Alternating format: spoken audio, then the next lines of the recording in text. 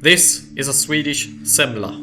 The semla, plural semlor, is a traditional Swedish pastry associated with Shrove Tuesday, or as it is called in Swedish, fettisdagen, the last day before the Lenten season, the Christian 40-day period of fasting. However, in more modern times, it is enjoyed throughout the winter months generally, and not just on the day before Lent, or directly after Lent, as it was often consumed directly after Lent as well.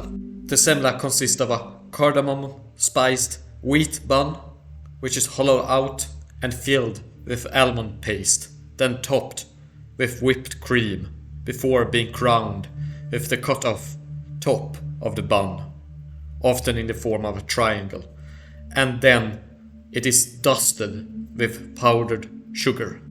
This pastry has its roots in late medieval Northern Europe, where it was originally a special sugary wheat bun, eaten soaked in hot milk or cream, and was a dish known as hetvägg, meaning hot wall in Swedish, though this term might originally come from the German heiße, which means hot wedge, pointing towards also the form of the top of the bun, being a triangle wedge-like form. A form that these hetvägg buns as well as the later semlor share, and the triangle shape most likely began as a reference to the Trinity in Christianity, as these are pastries associated with Christian ritual, both the semla and the earlier hetvägg. Hetvägg is still eaten like this to this day too, with warm milk or warm cream. And you also have the later semlor with cream in between the two parts and the almond paste inside of it, also eaten in the hetvägg style too. And in Swedish both are referred to as hetvägg, even if these are two separate pastry types with similar origin. So hetvägg can also refer not only to this older dish without the whipped cream and the almond paste, but also to later semlor that are eaten in this particular style of having it soaked in hot milk or cream, which ought not to be that surprising, as over time the hetvägg pastry evolved into the rich cream-filled pastry of today that is known as a semla. So there was a period of overlap here and also shared traditions between these two pastries, and also shared style of consuming them, even if the later semlor of today are also commonly consumed without hot milk or cream. Though people still consume these later semlor also with hot milk or cream. And I have consumed semlor in both ways, dry and soaked. Though if I'm going to be honest, I'm not that much of a fan of eating hetvägg or semlor in hetvägg style, and I prefer to eat them dry. The tradition of eating hetvägg and dry semlor before Lent comes from the Christian practice of indulging in rich foods before the fasting period, and is originally a Catholic practice regarding Lent that was carried over into the Swedish Protestant Lutheran context.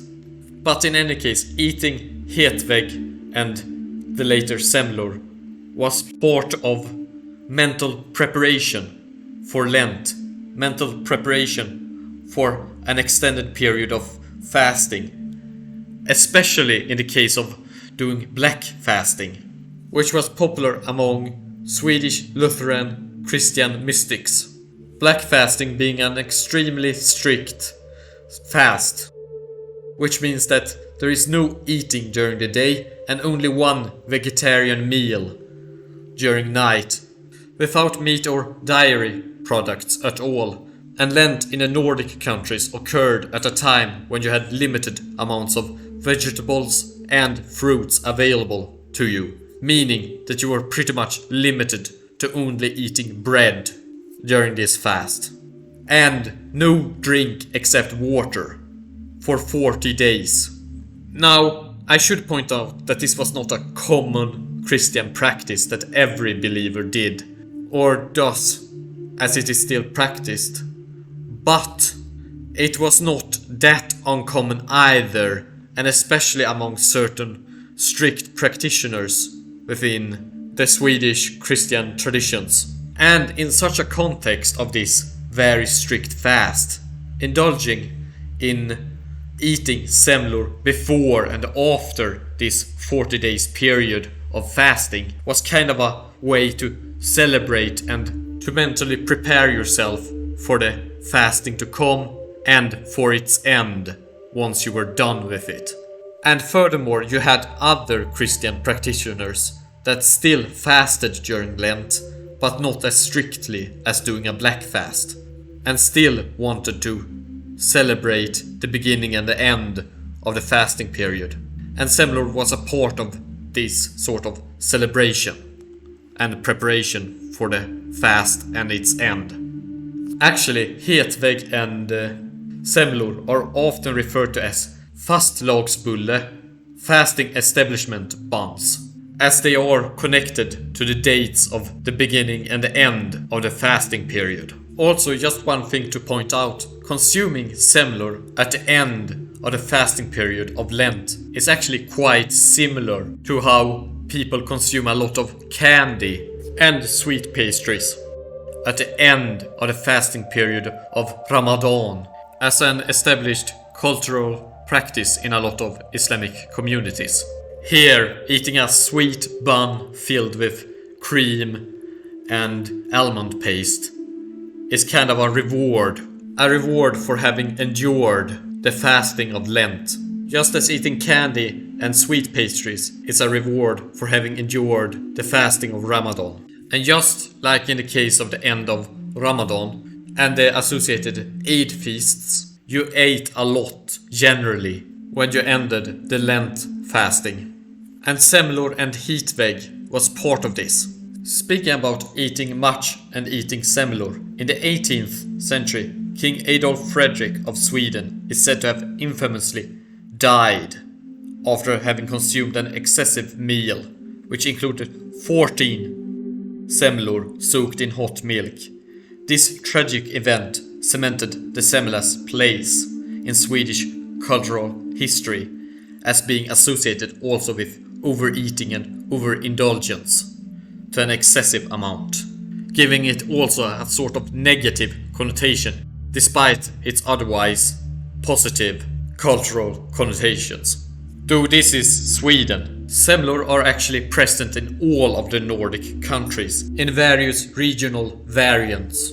In Sweden and Finland, you have the version that I discussed before with almond paste and whipped cream, but also in Finland you sometimes find semlor filled with jam instead of almond paste. And likewise also this is the case in Denmark and Norway, where you have similar pastries that are called fastelavnsbulle, which is just their term for fasting establishment buns, often made with custard or jam filling instead of almond paste. And on Iceland you have a classical shoe pastry variation rather than a wheat bun. I have now described some of the various traditional variants of these pastries associated with the Lenten fast.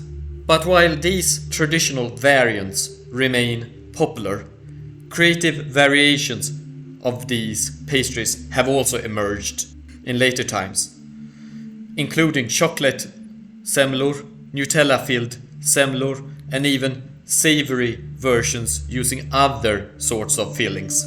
Some bakeries even offer semla wraps, where the pastry is rolled instead of stacked. Though at this point you can even discuss if these various variants of the semla could even be described as semlor properly, and not their own sorts of pastries. But in any case, it still shows that the semla is evolving as a sort of pastry and tradition. From the simple hetvägg, which was just a wheat bun soaked in warm milk, to the later traditional semla, both of which were consumed and associated with the Christian religious practice of Lent, to later becoming just general traditional pastries in Swedish tradition, to now having evolved into various other types of pastries and experimental variants that sometimes have very little in common with the traditional variants originally associated with the practice of the fasting during Lent.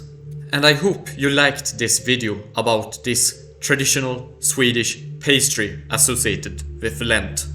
Please ask questions and comment, and I will try to respond to you as quickly as possible. Please do subscribe, as it would help the channel spread awareness about the humanities. اشتركوا بالقناة في نفضلكم.